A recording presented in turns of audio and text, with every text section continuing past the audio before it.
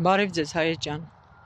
ուզում եմ խոսել մեր կանանց, քույրերի, հարսների, մայրերի մասին։ Գիտեք ինչ կա, դարեր շարունակ մեր կանանցը ներշնչել են, որ նա պարտավոր է, որ նա պետք է ծառայի, որ նա պետք է ենթարկվի։ Ու այդ ամեն ինչի մեջ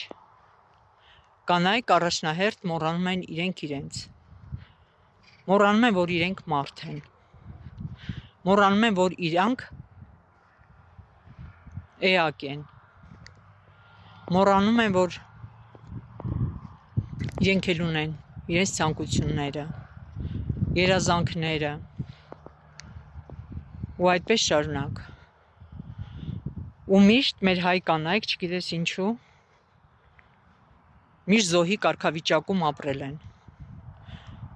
Ու դա այնքան դաժան բան է։ Ճիշտ է, շատերը չեն բարձրաձայնել, բայց գիտեմ ինչքան մարդիկ կան, որ լուռ ու մունջ այդ տանջանքները տարել են։ Հանուն իրանց պատվի, հանուն վախի, որ կարող է իրանք ծեծի ենթարկվեն։ Բայց գիտեք ինչ կա, կանայք ջան, եթե դուք ձեզ կորցնում եք որպես մարդ տեսակ, զոհ եք գնում, անում եք այն, ինչ որ ուրիշները ուզում են, որպեսզի ուրիշի աչքերում դուք կարողանաք լավը երևալ, դա կլինի ամուսինը, դա կլինի երեխա, դա կլինի կիսուր կեսրար, հարազատություն, կարամ ասեմ մենակ մի բան, դուք ձեր կյանքը ապրում եք շատ անիմաստ։ Հա, ընտանիքը քաղցրություն է, ընտանիքը հարստություն է, բայց դու որպես